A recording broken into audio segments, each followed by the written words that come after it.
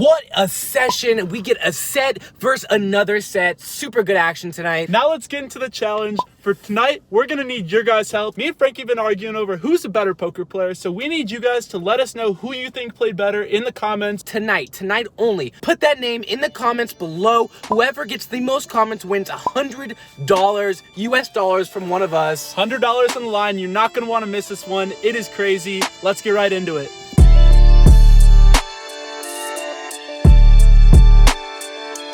Welcome to the first hand of the competition. I got Jello to my right. We just sat down at a table together. Under the gun +1 makes a raise to $10. The hijack makes the call, and in the small blind with 9-10 of heart. Definitely could be making the call here, although I like to 3-bet in the small blind as well, so I decided to go for a raise here to $50. Gonna be mixing it up between the two decisions there, and now the big blind goes all in for $89. The two early position players make the fold. It's back to me. It's not enough money to fold, although we don't like it. I put my money in the middle. Thanks to Jello for getting the run out, which comes 9-5-7-5 queen. He flips over Ace-7 of clubs. Unusual jam from him. We had a 45% chance to win pre-flop. With $400 in our stack on the button with Ace-10 offsuit, we see a low jack raise to $10. Jello will be talking a lot about this guy late. The hijack makes the call. The cutoff makes the call, which is Jello. Here with Ace-10 offsuit, it's a hand that likes to play heads up, so I make a 3-bet in position to $45, and everyone makes the fold. The aggression is working nicely so far. One by one, people fold to Frankie's sneaky 3-bet,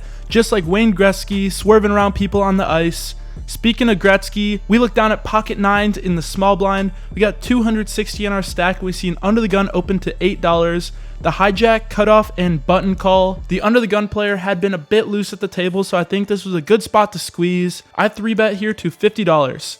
Folds around to the hijack. He was short stacked and he rips it all in for 37 total chips. The cutoff now is invited to come along as well. The button gets out of the way and we're off to a flop 3 ways, 1 person all in with the side pot. The flop comes deuce, ace, ace. 2 aces on the board means it's way less likely that he's got an ace. I'm still feeling okay. I sized down to try to get worse hands to call and bet $30. He obliges and puts in 6 of those red chips. The turn brings along the 10 of hearts. I'm not exactly sure what holding he would have that would call that flop that would obtain a 10 in it, so I think I can still go for value here, planning to fold if he raises. I bet $40 here, again keeping it small, wanting only worse hands to call. He thinks about it and makes the call. When the river comes the deuce of clubs, a double paired board.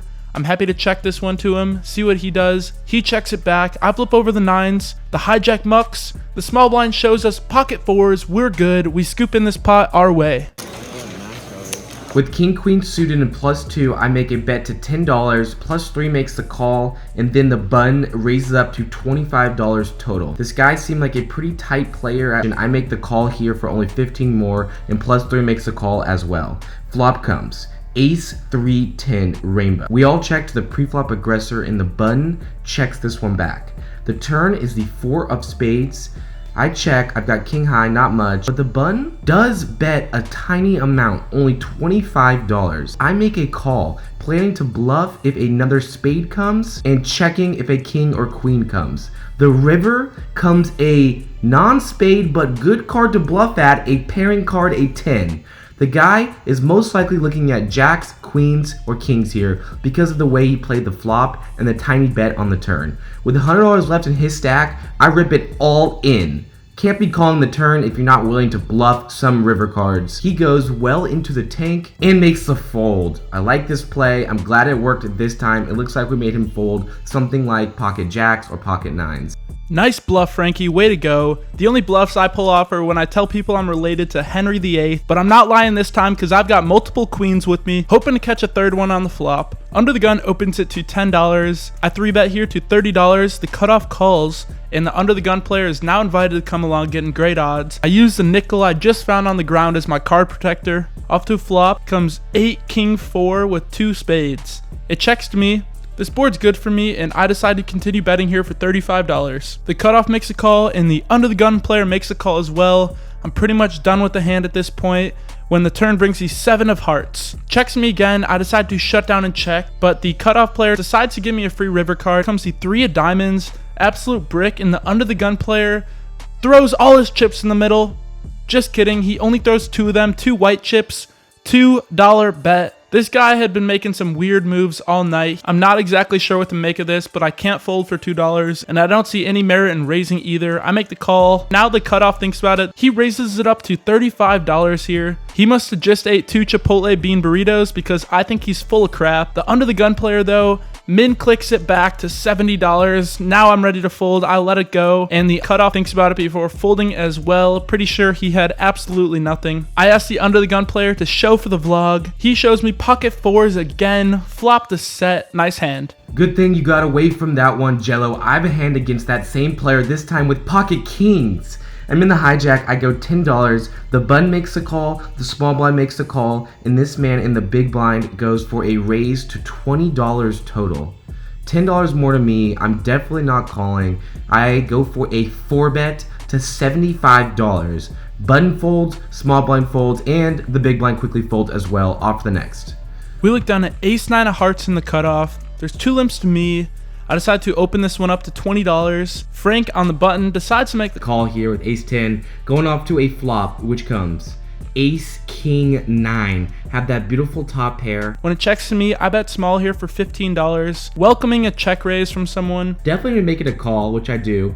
The other person makes a call as well. Going off to a turn 3 ways, which is a 4 of clubs. Now there's 2 flush draws out there. When it checks to me, I bet $45. I think he'd be checking all of his worst aces. Although we lose to ace queen, ace king, and ace jack, I do make the call here. The other person calls as well. He probably has a flush draw. Let's go to the river, which is a jack of spades. some straight draws get there. Not too worried about those, but the main draw, the flush draw, does get there.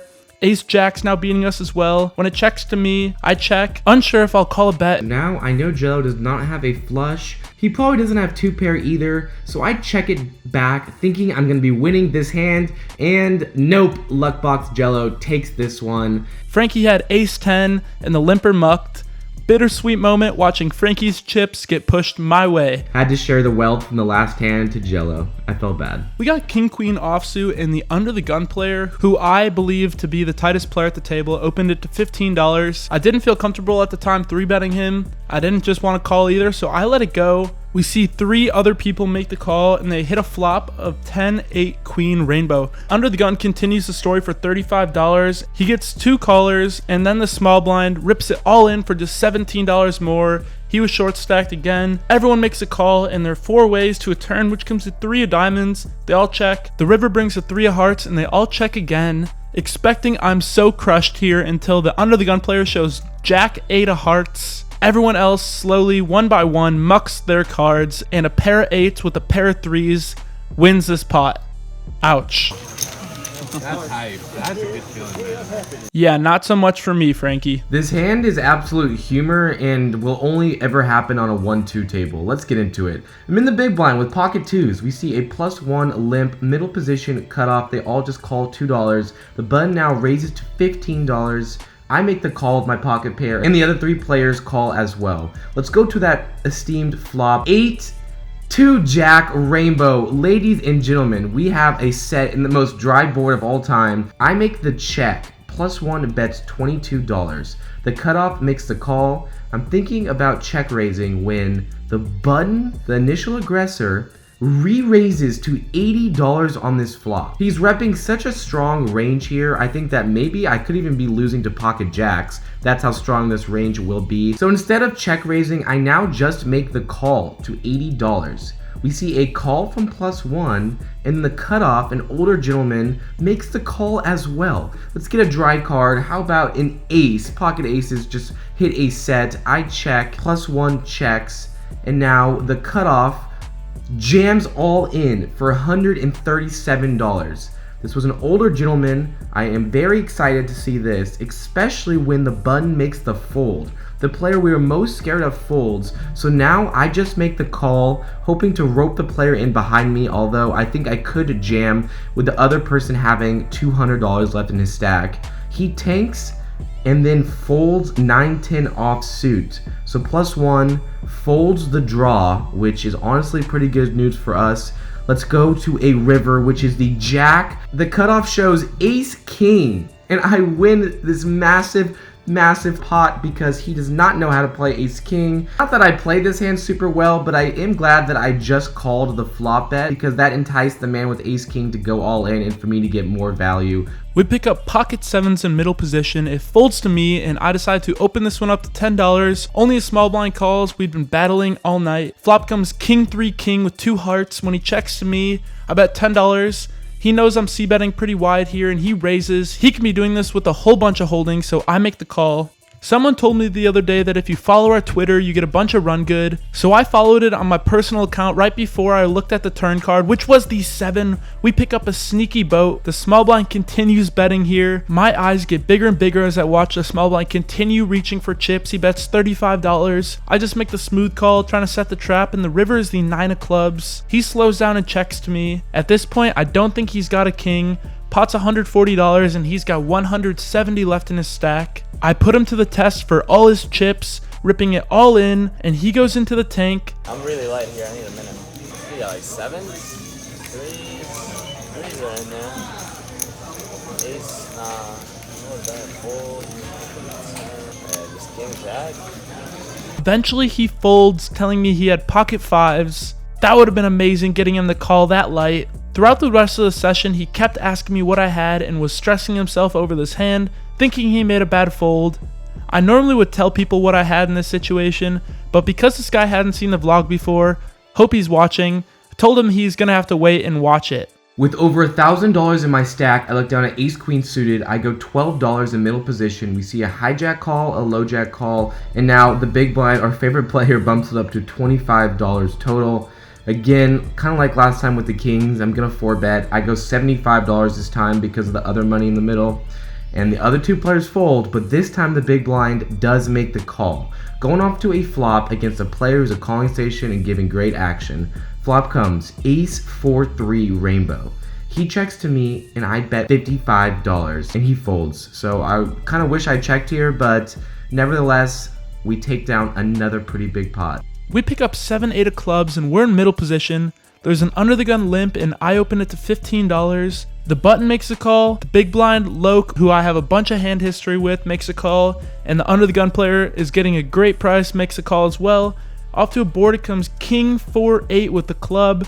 We got middle pair with a backdoor flush draw. When it checks to me, I want to deny equity from a bunch of random holdings and I bet $30. Folds around to Loke, he makes a call for $30 and everyone else folds. We're heads up in position to a queen of spades on the turn. He checks to me, I pot control and check back. The river brings along the 9 of diamonds. Now we've got 4th pair on this board. Loke picks up 3 green chips and tosses them into the middle. $75 bet. It looks very value heavy. I'm not sure what he would be floating that flop with that didn't have me beat. I let it go and he flashes me pocket 3s. Nice bet, Loke. Not sure how he stayed around that long, but he got it through on me. Loke is a tough guy to play against Jello. It's alright. You guys have made it to the last hand of the night and the best hand of the night by far. This is amazing. I'm under the gun with pocket 5s. I think I could fold this, but I do make the raise here at $10 because I'm playing so deep stack. I've got $1,000 in my stack. +1 makes the call, +2 makes the call, and the button, the guy you've been seeing raise crazy all night, makes it $30 to go. Another small raise. I make the call with my pocket pair. I'm getting the right odds to try to hit my set, and the other 2 players make the call, going off to the flop, which comes 7 jack 5 2 spades. We have another set. What a monster session. I check, and now the +2 player leads out for $75. This is by far the best guy at the table besides Jello and myself. I respect this bet a ton. I'm just going to be making the flat call here like I would do with any flush draw or any ace jack holding. The other 2 players get out of the way. We're going mono e mono to a turn card, which is the 3 of spades. I check it over to this European semi-pro. He's playing poker, I think full time now, and he decides to check this one back, going off to a river, which is the ugly king of spades. We have a really bad flush that we don't even know in the moment. I still think I just have a set, so even if I didn't know I had a flush, I probably still would check here. So that's what I do. I make the check, and he snap checks it back and asks me to show my hand. Just listen to the live audio for this one. Pretty sick run out for me. You got a flush? Then I have you beat. Let's see it though. King Jack. No, none of that info stuff.